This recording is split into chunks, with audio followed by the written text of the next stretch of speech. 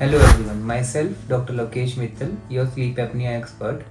तो आज हम बात करेंगे एक बहुत ही इंटरेस्टिंग टॉपिक, क्या हम सीपैप की मशीन को हटा सकते हैं और कैसे हटा सकते हैं, किस चीज़ को हमें इसमें सबसे ज़्यादा इम्पोर्टेंस देनी है और क्या इसका प्रोसीजर है और हमें किससे मिलना चाहिए और ये कितने लंबे समय का प्रोसेस है। तो सबसे पहले जानते हैं कि क्या होता है स्लीप एपनिया। तो स्लीप एपनिया मतलब जब हमें रात को सफोकेशन फील होने लग जाती है, हमारे अंदर ऑक्सीजन की मात्रा कम होती है क्योंकि हम ज़्यादा खर्राटे लेते हैं। तो एकदम से ऑक्सीजन की मात्रा कम हो जाने से हमारे शरीर में झटका आने लग जाता है, जिसे हम एपनिया कहते हैं, जिसमें ऑक्सीजन की मात्रा जब हमारी 90 से नीचे जाती है तो हमारा शरीर एकदम से झटके से हमें उठाता है, जिससे हमारी ऑक्सीजन की मात्रा की पूर्ति होती है।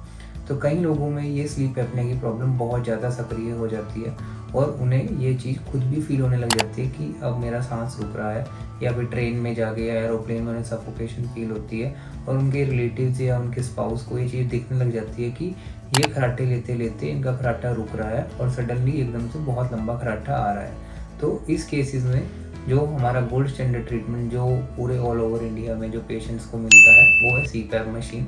सीपैप मशीन एक डिवाइस होती है जो हमारे नाक के ऊपर लगा दी जाती है, जिससे वो ऑक्सीजन की मात्रा जब भी हमारे में कम होती है तो वो उस ऑक्सीजन की मात्रा की प्रवाह को ठीक कर देता है। तो इससे हमारे को जो कॉम्प्लिकेशन लाइक स्ट्रोक आना, दिल की धड़कन बढ़ना, कार्डियक अरेस्ट आना, डायबिटीज़ का अनसंतुलित हो जाना, बीपी का अनसंतुलित हो जाना, इन सब चीज़ों से हमें निजात मिल जाता है। बट वो एक खुद में एक अपने आप एक काफ़ी परेशानी से सहन करने लग जाते हैं मरीज, जो कि उन्हें बहुत मुश्किल से उसको अडेप्ट करना मुश्किल हो जाता है कि रोज़ रात को सोते वक्त सीपैप मशीन कैसे लगाई जाए।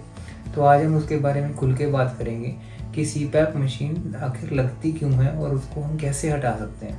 तो इस बात को समझना बहुत ज़रूरी है कि हमारी ऑक्सीजन की मात्रा जब कहीं रुकेगी तो ही तो छाती तक जाने में उसमें प्रॉब्लम आएगी।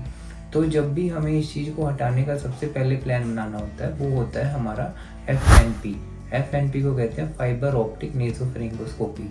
वो हमारी नाक से लेके छाती तक की दूरबीन जांच होती है, जिसमें हम नाक की हड्डी, नाक के मांस बढ़ना, तालू बढ़ना, हमारे एडिनोइड टिश्यू बढ़ना, टॉन्सिल बढ़ना, एपिग्लोटिस, जीभ मोटी होना, इन सबको चेक करते हैं, जो कि बहुत ही नॉमिनल खर्चे में हम आपको OPD बेसिस पे बता देते हैं कि अगर हम इन चीज़ों की रुकावटों को ठीक करेंगे तो हमारा सांस का प्रवाह ठीक हो जाएगा, और जब सांस का प्रवाह ठीक हो जाएगा तो उसके बाद सीपैप मशीन अपने आप ही हट जाती है। तो कैसे हमें इस चीज़ के लिए आगे बढ़ना चाहिए। तो जो भी पेशेंट्स जिनके प्रेशर्स काफ़ी बढ़ रहे हैं, 10 से 20 के बीच में प्रेशर्स आ गए हैं सीपैप में, उन्हें श्योरली इस चीज़ के लिए एग्रेसिवली इसको देखना चाहिए, क्योंकि 20 के बाद फिर उन्हें बाईपैप मशीन पर जाना पड़ेगा।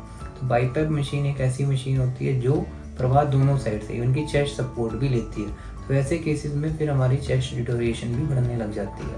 तो कैसे हमें इसके आगे लिए बढ़ना चाहिए, आप नीचे दिए हुए नंबर पे हमें कांटेक्ट कीजिए, हम आपकी अपॉइंटमेंट शेड्यूल करवा के आपको एंडोस्कोपी करके आपको रूट कॉज समझाएंगे, और हम आपको पूर्ण आश्वासन देते हैं कि आपको इस चीज़ के बारे में निजात देंगे। Thank you.